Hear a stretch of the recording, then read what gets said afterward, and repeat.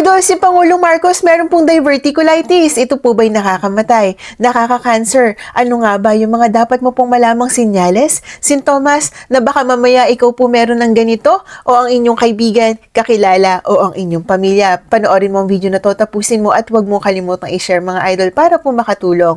Magandang buhay! Kamusta po ba ang inyong mga tiyan, idol? Ikaw po ba ay may nararamdaman? Ang diverticulitis po, ang mga sintomas po niyan ay pananakit po sa inyo pong left side o sa inyong kaliwang side, sa lower part po, sa may baba po ng inyong kaliwa ng inyo pong tiyan. Maaari ka po maka-experience ng pagduduwal, pagduruwal, pagsusuka, o kaya naman po ikaw po ay nakakaramdam po ng hihina, abdominal pain, at ikaw po ay maaaring magkaroon po ng bloated sa inyo pong tiyan. Maaari po, idol, na matagal ka nang may ganyan at wala pong sintomas. O kaya naman po, idol, bigla na lang pong nanggugulat po yan at bigla ka na lang pong titirahin, idol, ng inyo pong sintomas. Ano nga ba yung mga dapat mo pong malaman at dapat mo pong gawin? Simplihan po natin, idol, para mas maintindihan mo kung ano nga ba ang diverticulitis. Kung ano nga ba ang diverticulitis? Ang diverticulitis po, ito po ay pagkakaroon po ng maliit po na parang bulsa. Nagkakaroon po ng hulmang bulsa, nagkakaroon po ng bulging na bulsa dito po sa inyo pong stomach. Mostly po ito po yung matatagpuan sa ating pong large intestine o sa ating pong colon. Paano nga ba yan, idol? Ikaw po ay kakain ng pagkain, ipapasok mo sa inyong bibig. Magkakaroon ng mechanical process, nginunguya mo, pababa sa inyong esophagus. Pagpunta sa esophagus, pupunta po yan sa inyong stomach. Sa inyong pong stomach, dyan po madadigest, magkakaroon po ng mixture ng hydrochloric acid para po magkaroon po ng breakdown sa inyong kinain. Dito po tayo nagkakaroon ng protein o yung protina po ay dito natin na-absorb. Pagkatapos yan, pupunta naman po yan sa proseso kung saan dito po sa ating small intestine. Sa ating pong small intestine, dyan naman po napuproseso ang pagkain po ng lahat ng ating kinain at kailangan po nating makuha lahat po ng nutrients, lahat po ng vitamina sa ating pong pagkain.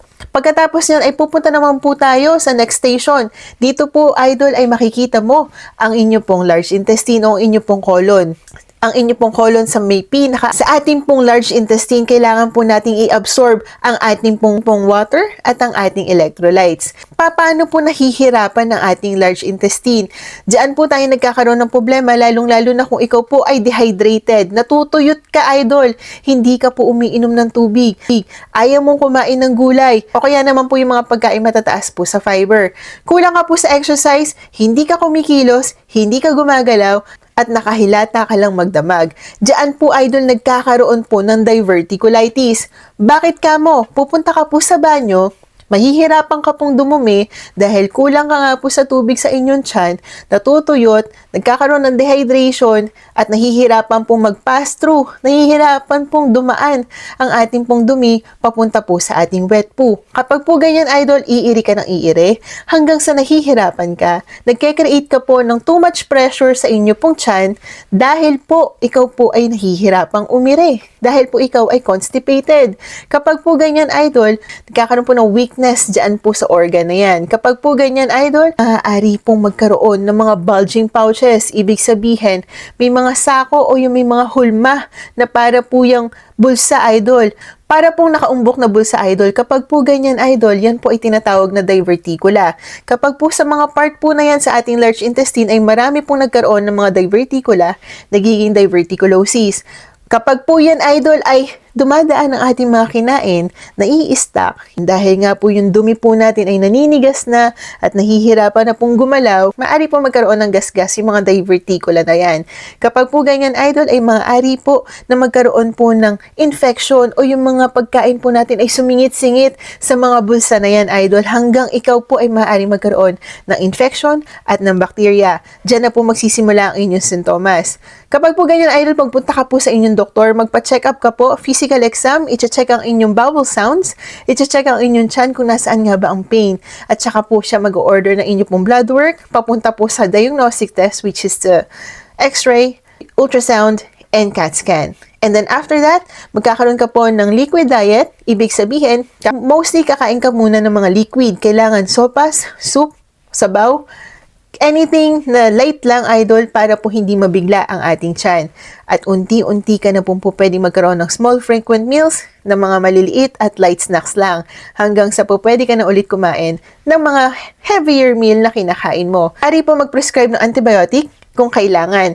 At after 6 to 8 weeks, magpe-prescribe po yan, mag-order po yan ng colonoscopy just to make sure kung ano nga ba ang nangyayari sa inyong colon. Yun lamang po, idol, pangalagaan natin ang ating colon.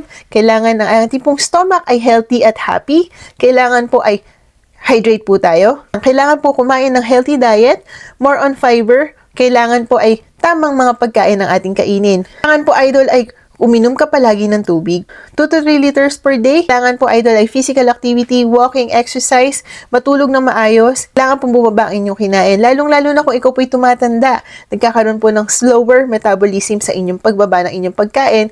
Kaya po mas nahihirapan po kayo. Kaya kailangan adjust lang at magiging maganda ang inyong pong colon. Hindi po ito, idol, na maging dahilan kung bakit ka po maaaring magkaroon ng cancer. Lalo-lalo na ang colon cancer o yung colorectal cancer. Dahil po sa inyo pong dehydration at kulang po kayo sa activity. Yun lamang po, idol. Please don't forget to like, share, and follow me for more videos. Magandang buhay, mga idol!